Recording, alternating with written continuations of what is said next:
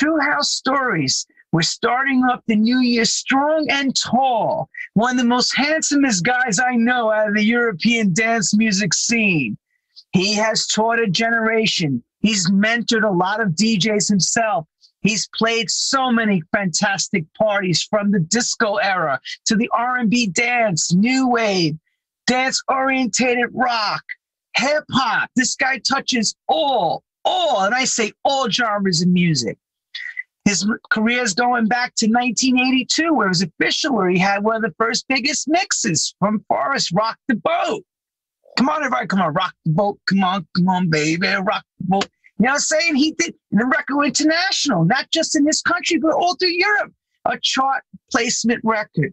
He has gold discs on his wall for remixes he's touched. He's revered from other professional remixers and DJs as a guy that they go to when they need, the Ben Liebrand touch to hear his thoughts on a record, or actually for him to touch your record and remix it. His name is synonymous. You put the name on it, you stamp it, you know it's going to do well. It's got Ben's heart in it.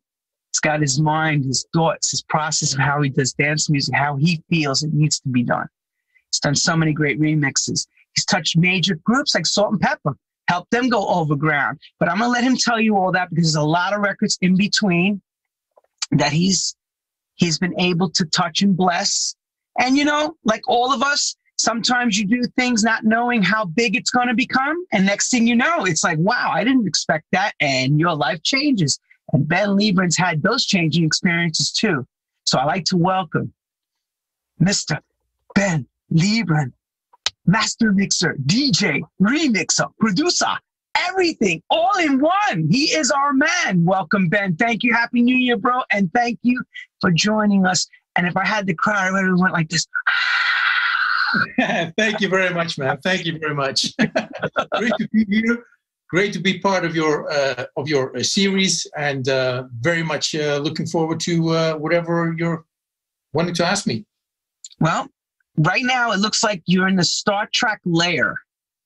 Can you tell us where you are at this point? Because we see Star Wars, and I know you're a big Star Wars fan. I heard Trekkie sounds before. Give us that, where you are right now, before we get to the first question. So I am in the studio, which is in my home, and my home is located in Canada, near the town of Calgary. So I'm in my studio at the moment, and being a huge nerd, obviously, there are certain stuff that influenced me, a lot of it being sci-fi. Big fan of Star Wars, Star Trek, sci-fi, and all that comes with it. So I surround myself with the stuff I like, and love it. Looks like you have Leonard Nimoy in the back and Captain Uhura, working behind. But it's an awesome looking place, and thank you. And you're actually in Canada, and I know it's cold already up there. I know it's cold. It's not too bad. It's not too bad. But just saying, we have snow pile-ups of over 3 feet. So okay, that's great. So you got snow trips. We have dogs, and we have 2 runs for the dogs, and in one of the runs the snow is so high that the fences just disappeared below the snow. They go right over. Yeah, because the dogs would just walk over the snow and be gone. Cool. But all right, Mr. Ben, here we go. Get comfortable. So, as everyone knows, we always like to go back in time, and like to start with all our artists and ask this main question, and I've asked from every artist that steps to this show, is how does music find a young Ben Liebrand? For me, it was the combination of music and really all the technology that comes with it. I got a cassette recorder when I was 12 years old, and having the cassette recorder and figuring out how that thing worked and how I could record in the best possible way on that little thing was as interesting to me as the music. And obviously, with the connection to technology, my interest would go to stuff like Kraftwerk, Jean-Michel Jarre, Giorgio Moroder, because they also used a lot of technology in their music. and being a nerd, way before anybody knew what the word meant. That was my passion, both of it, music and whatever it took, speakers, equipment. So it's a combined interest that got me started. So like every young, kid going to grade school, I should say, were you forced to learn an instrument, musically speaking, on the musical training part of it? I wish I were. Because over the years I have, I'm self-taught. All the music parts I needed to do, I figured out what needed to be done and figured out what the first voice would be, the second voice, the third voice. But I wish I would have been forced to have some music background way from the beginning, because it would have made everything so much easier and quicker to. I don't know, by the time you get into music theory, then suddenly everything makes sense. And then you think back to mixes you've done like 2 decades ago, where you're like, I had so much trouble figuring this out. Now I know why. So none of that. I did fill about with keyboards, and as the keyboard is my main input device for making all my productions, I can make it work, obviously, as history has shown, but I couldn't play a solo to save my life. So basically you learned, just being self-taught, you understood how to start playing chords and understanding the difference between something being out of key, being within key, all that stuff, right? Very fortunate that I do have a good ear, so I could hear what would work and what wouldn't work. But don't ask me back then. Don't ask me why. I wouldn't know why. I could tell you this works and that doesn't work, but I could not explain like, okay, this is because it's the wrong kind of chord, or it's there's a wrong note in there or whatever. I couldn't explain it, but luckily I have a good set of ears, and big ones as well. So that's good. That's good. You laugh, man. But when I was 4 years old, these ears were already at this size. So so you grew into ear? You grew into the ears? Oh, absolutely, yes. That's what I love about True House Stories. We learn everything about the artist, including him growing into those professional ears that he has for listening. Now, of course, let's talk about, what was going on during those days musically around you. I always ask all the artists to paint us a picture. What was it like growing up at that time? What music were you hearing? What was radio? Were you listening to radio? What was your influences? Because it's always a DNA for all of us. What brought you to this place, Yes. So being in school, and for the first time having the opportunity to go to a library, which also had a lot of vinyl, that's when I got interested. Well, that's when I really got access to stuff like Kraftwerk, Isao Tomita, Jean-Michel Jarre, and all that kind of stuff. So back in those days, I wasn't even interested in, all the real soul stuff like the Drifters and that kind of stuff, because back then I was really into anything that's electronic. So that became my DNA, and from there it just grew on. And that also then determined the kind of music I liked and the kind of stuff I listened to. And what was on the radio, what was on the radio was the stuff which is on the radio. I must say that Holland has always been a country which is very open to whatever's going on in so many other countries.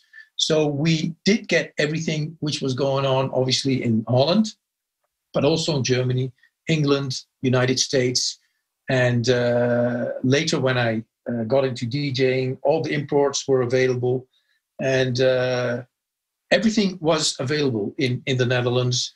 And we had a couple of good radio stations, and one of them had, for example, a show called the Super Clean Dream Machine, which only focused on electronically generated music, and I was a big fan. Back in the 70s into the 80s, I should say, I remember hearing, because I interviewed Earl Young from the Tramps, and he had mentioned to me that the Tramps, half of the Tramps band went to Holland because they said there was a big disco scene in Holland, really big, and there was lots of shows for people to perform at. Yes. Yep. Were you seeing all that? Like, what was going on around you? Were you hearing about all that stuff? Was that being played on the radio? The big disco craze that was happening in America, was that happening on your side of the ocean? Well, the funny thing is that everybody knows about the big disco craze going on in the United States, and everybody also knows about how it was killed off in the United States. And I must say that never happened in Holland. There has never, ever been a negative ring to the word disco in Holland. I mean, I've even seen other people in your show telling disco became a kind of a dirty word. Honestly, that never happened in the Netherlands, and we'll get to the point where my mix show started as well in Holland, but. That never happened. So disco and going to the disco, that was just a thing. And no negative vibe towards the whole gay scene, the whole black scene or whatever. It just didn't happen, the whole disco is dead thing in Holland. And I'm very fortunate to have lived through that whole era. And for example, I'm absolutely convinced that Gino Socio, if he would have lived in Holland, he would have never quit his career. He would still be making records today because the whole disco is dead thing, it just never happened. Yeah, because we do know that Europe in a whole kept disco going. No. They just changed the name. This became dance music, electro music, and all that wonderful stuff along the way. But here...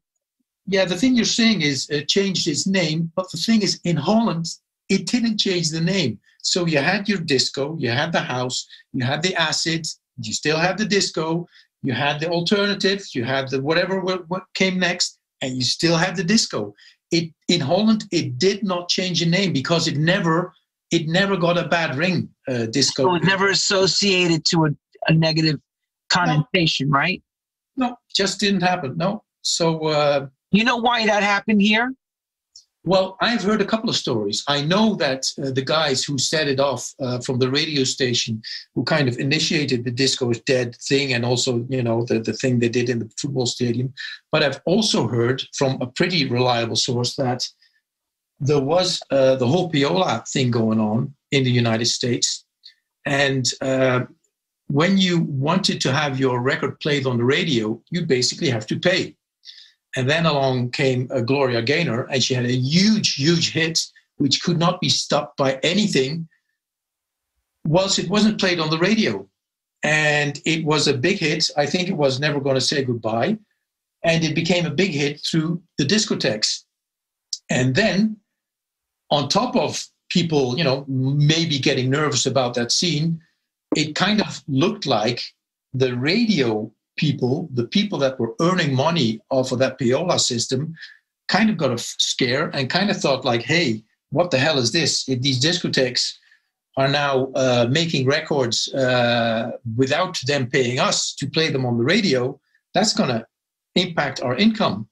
We can't have that. So they kind of went along with that whole spiel and kind of demonized the whole disco scene, and said that the rock artists weren't, they weren't comfortable with it, and all the gay people and all the black people, and it's all, crazy stuff going on, and you don't want to know what's going on, and disco is just this evil thing, and we got to kill it off.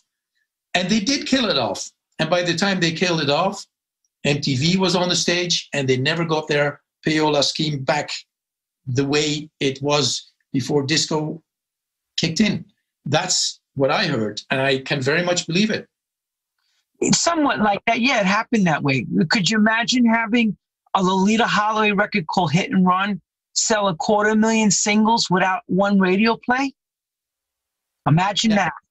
Yeah. Power of the DJ from the clubs.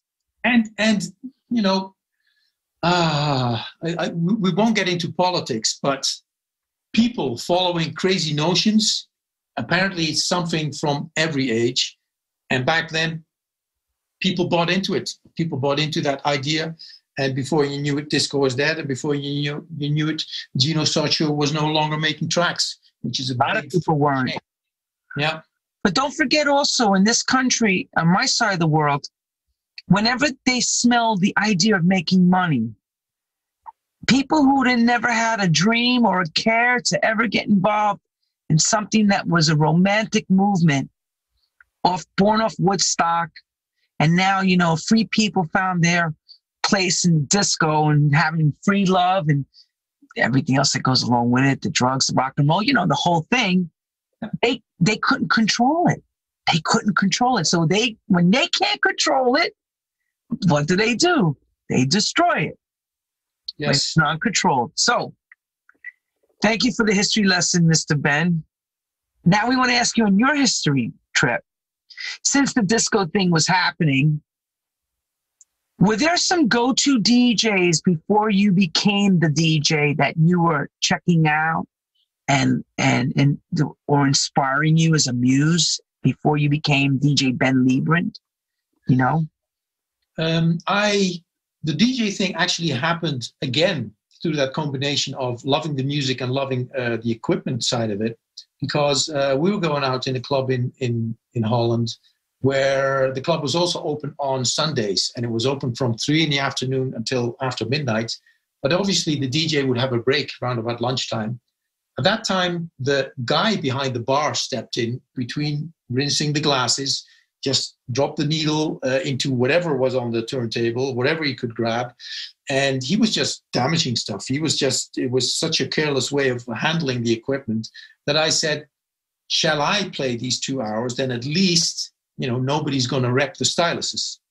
That's the reason why I got behind the turntables back then, because I just couldn't see that the stuff was being wrecked by this, you know, this guy from behind the bar. That's what started my DJ career. That's what started me actually being behind the turntables in a club, which I frequented so long. So I knew exactly what the hits were, and I could just step in and seamlessly pick up where, you know, the guy before me left off. And after that first tryout, I got the Friday evening in that club. So that's me at the very start. And then a couple of years later, I'm talking about 1978, and a couple of years later, in 1980, I heard a guy playing pop music in a beautiful club called Queen. It's actually not spelled Queen. It's kind of spelled Queen phonetically in Dutch. So this isn't spelled like the word Queen in English. Anyways, in that club, he was playing pop music too fast. And I was like, why the hell would he play pop music so much faster? Talking about 4, 5, 6% back then. And then I noticed, like, hey, this track is kind of rhythmically going into the next one. The funny thing is that the DJ who was spinning there, called Liebrand, he just had recently returned from the United States. That's where he heard the beat mixing. And he was doing the beat mixing, but he was just trying. You know, he wasn't looking into what makes beat mixing work. He wasn't looking into BPMs and that kind of stuff. And around that same time, I started noticing these numbers on Vanguard records, and it said 118 BPM, and another one said 132 BPM. And I'm like, hey, this BPM thing, what would that be? And then I got all my Vanguard records out, and it turned like, hey, the ones that are higher are faster, and the ones are lower are slower. And I kind of figured out what those numbers meant. And only after I found out what BPM meant. So Liebrand kind of got me into mixing, and I kind of picked up where he left off. So he was very content doing the sets the way he did. And I picked up on the BPMs and started rearranging all my record boxes to BPM.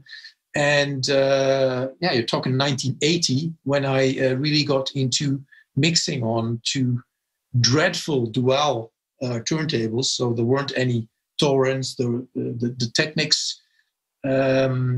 weren't there yet before 1980. So I DJed there in 1978, in 1979, until the place burned down, basically. So wait, you said those were the dual turntables? Yes, dreadful. I mean, yeah, if you would, no pitch adjust, right? No pitch. They had it. Those ones had a pitch control, but they were just belt driven. And I mean, if you looked at them fiercely, if you looked at them angrily, already the needle would skip. So, like adjusting these mother fluffers was just. What did you do to get around that? What did you do?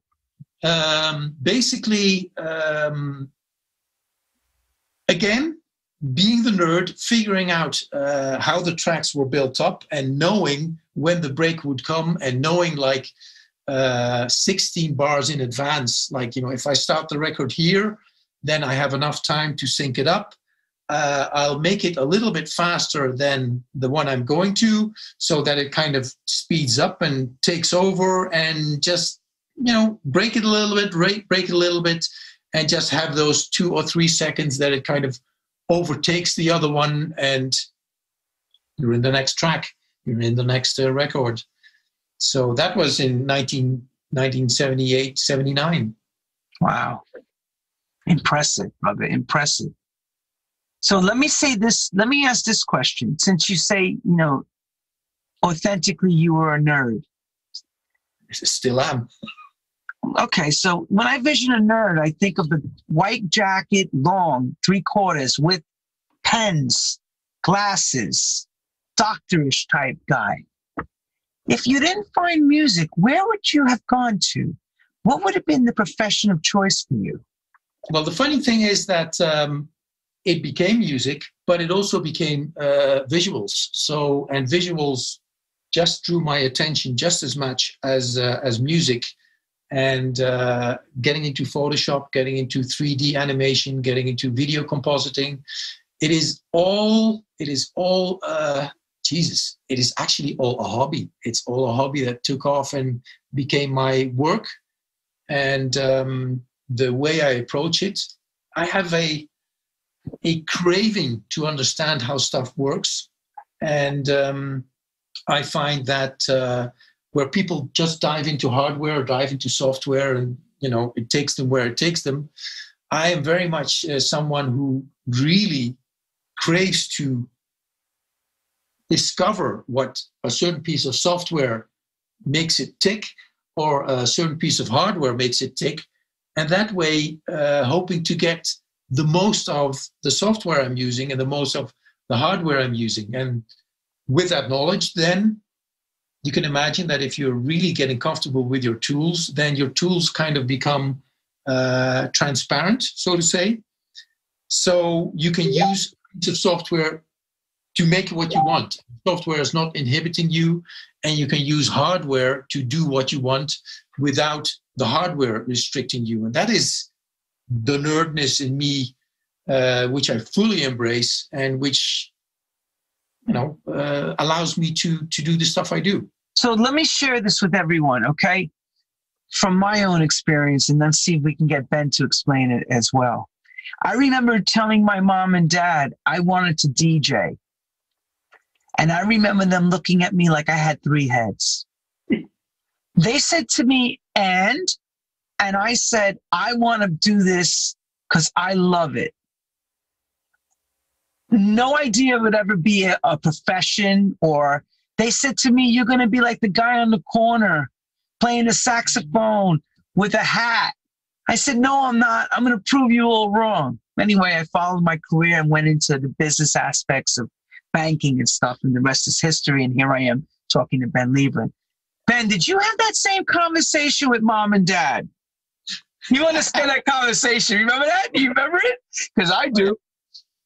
I was mucking about with all that equipment. And by then, I'm talking about, I was in high school, and that was even before I did my first DJ thing in that first thing where I took over from the guy behind the bar. And my dad was, he was working at the Dutch railway. So that was kind of a government job with all the securities that came with it. And obviously for your kids, you want security. So, but I was just mucking about with all that music stuff and all that audio equipment. And my dad scolded me when I got my first tape deck, which was a Revox A77. Wow, good deck. I got it. Yeah, I got it for back then, converting the Dutch guilders to the dollars. Got it for about $450.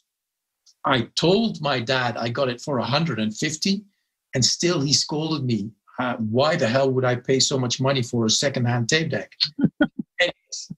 So he was really on my case. But then I was doing the DJ thing, and I was bringing in money each and every night. I came home, and in 1982,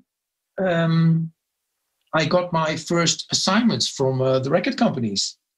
A lot happened in 1982, and at that point, my dad kind of saw, I can see him making his money this way. And I'll tell you an anecdote.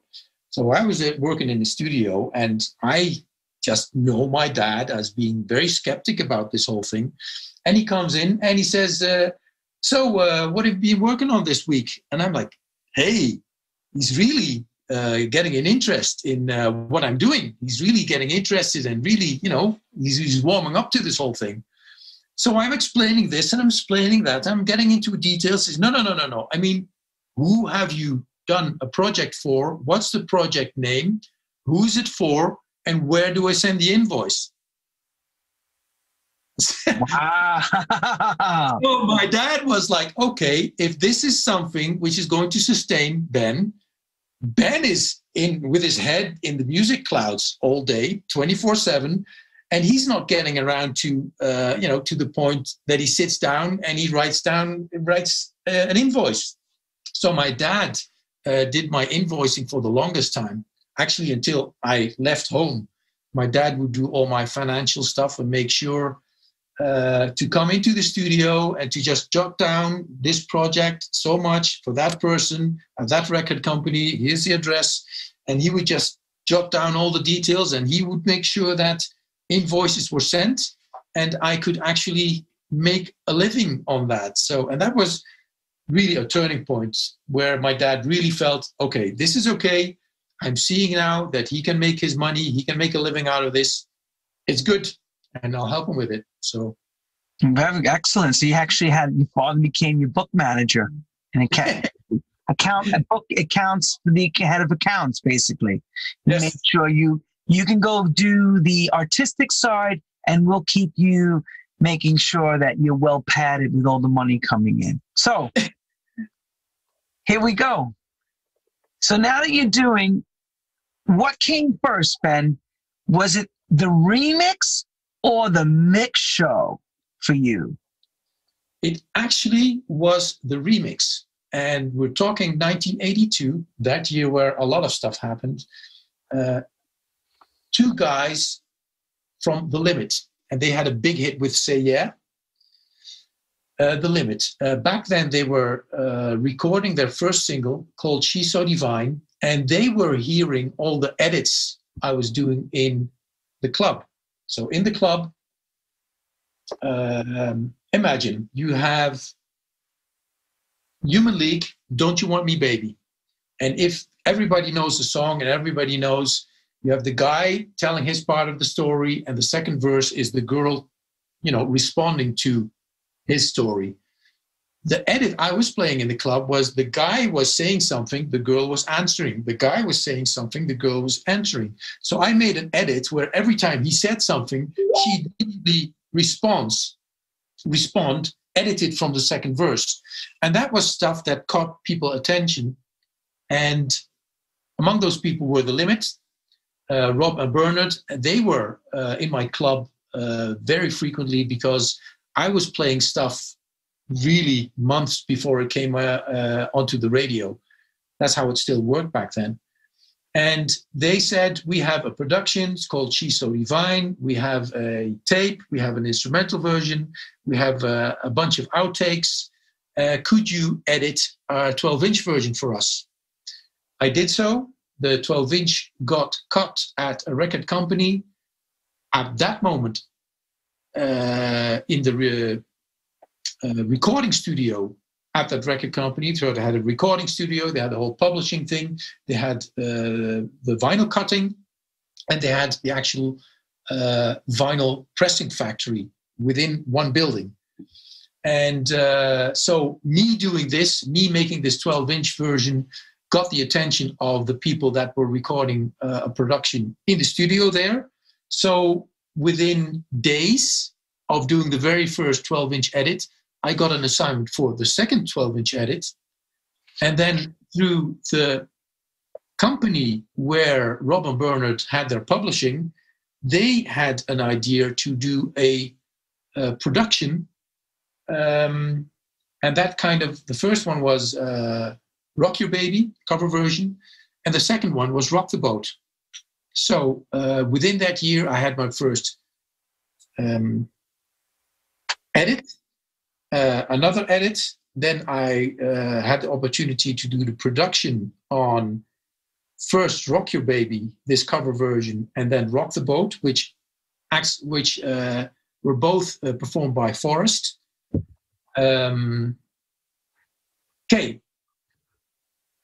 The people running the publishing company for Rob and Bernard were playing golf at the golf course, and their friend was Lex Harding, who was the owner and the director of Radio Veronica. And they were just playing golf, and they were saying like, Lex was saying like, we've been hearing this stuff about DJ mixing, DJ actually doing beat mixing. The word beat mixing wasn't even a thing back then. But anyways, he heard about DJs not talking through records, but just rhythmically going from one track to the next. Then Rob and Bernard said, Lex, you gotta hear Ben Liebrand. He just made this 12-inch edit for us. You gotta hear what he's doing, because it is a trend which is really upcoming now. And Lex Harding gave me the opportunity to do a 1-hour continuous mix show for Dutch radio. And so it was first the remix, and through that connection, through that little world, people knowing each other, before you know it, I got a call from Lex Harding asking if I would be able, not if I wanted to do, but if I would be able to do this mix show. The question, are you able to do the mix show, was very much connected to the fact that in order to have anything on Dutch radio, it would either have to be made at their studios or by their studio technicians. So I really had to put in my homework, and it really was judged by the technical people at the radio broadcasting facilities if the stuff I was doing would meet the standards they required to broadcast it onto Dutch national radio. So a couple of hoops, and I had my radio show on Dutch radio. So can you also explain the workflow in the beginning for you with these edits? You mentioned that, you were sought after from the artists themselves, then the record labels. But what exactly was the workflow in the sense, we heard you mention the Revox 1/4-inch machine. Was that where you were doing predominantly your stuff? Or were you working in a studio with a big mixing board? What was going on in that phase for you? In the beginning, when it was edits, I realized that what I needed would be material on studio quality. So I would request, I need 5 times the vocal version, I need 5 times the instrumental version, I need 5 times the outtakes. And I would actually edit from what I got from the studio onto, by then, a Revox B77, because I knew that the B77 was perfectly capable to edit all this stuff, right? But it wasn't able to record at that level. And then I found out that Studer makes butterfly heads, and I got butterfly heads installed on my machine, which meant that on my machine I could record at the same recording level, the same magnetization level as the professional studio. And that brought me a step further, because then I didn't need the 5 copies of this and that. I just needed 1 copy, and I could make 1-to-1 copies on the Revox. So that was just editing. First from whatever was supplied from the studio, professional quality, and then upgrading my own machines to provide that same professional quality. And a little after that came a Sony system called the F1. And the F1 was a digital system combining AD, DA converters in combination with Betamax recorders. And then I could take whatever came from the studio in digital format. And basically the edit on tape would be 1 generation down from whatever was recorded in studio. So again, you know, a little bit on the technical side, but that is how I started doing things back then. So with Betamax, which was actually the first, if everyone had Betamax, those that are not old enough to remember this, there was a thing called VCR tape. Okay.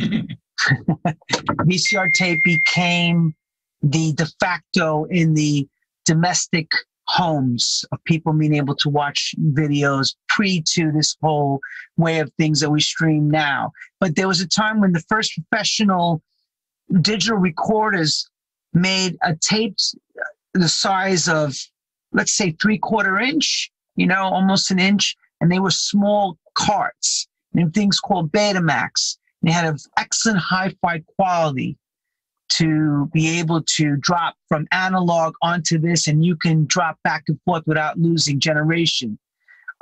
Some of the artists at the time, like Stevie Wonder in the early 80s, they were using this technology to help with their bouncing of tracks. So what Ben was doing, in essence, he's doing edits and bouncing back and forth without using any quality loss of analog loss.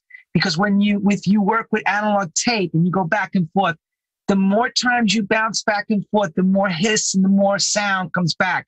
So he was getting around it by doing this with digital to the digital era, which was awesome.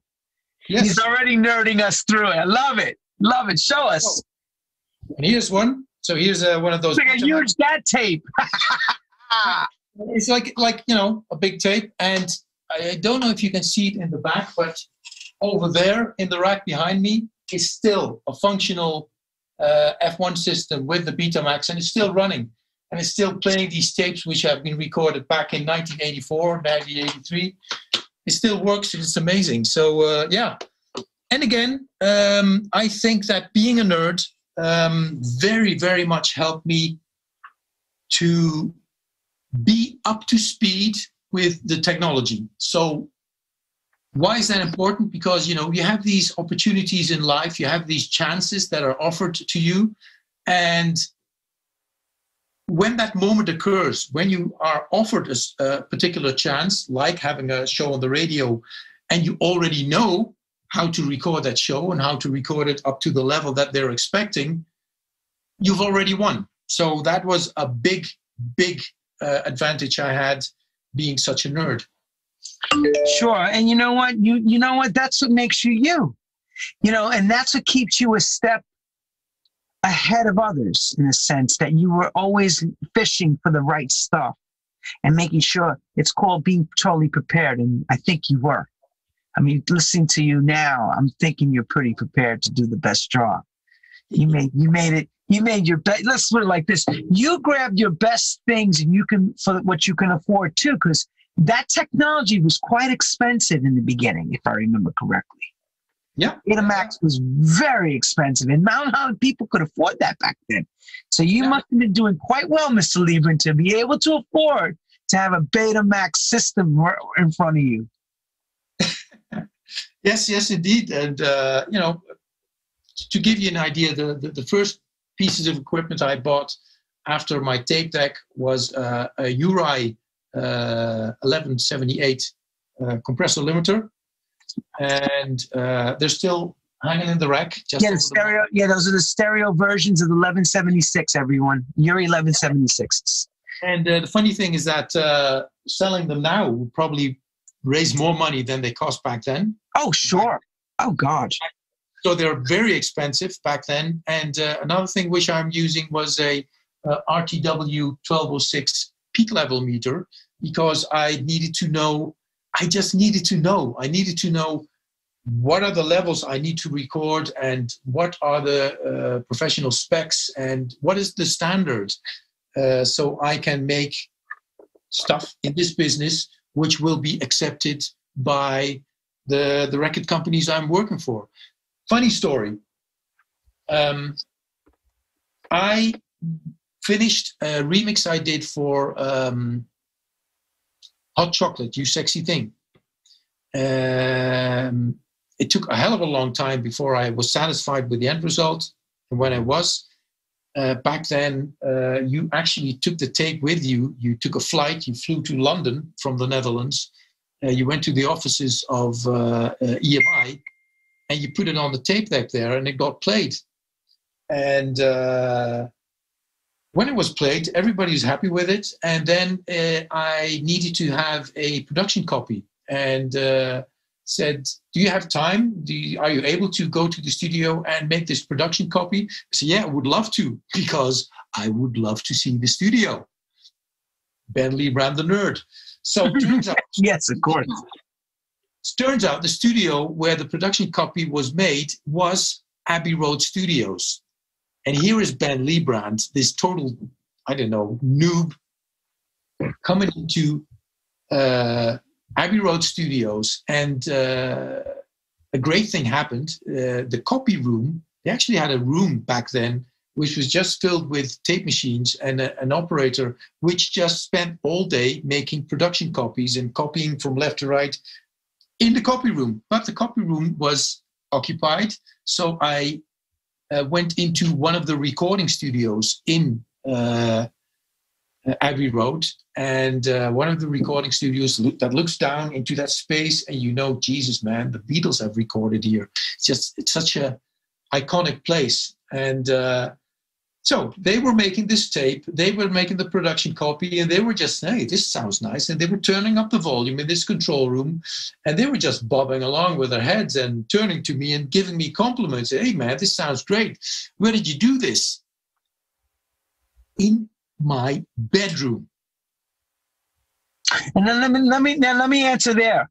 What do you mean? What do you mean, mate? In your bedroom?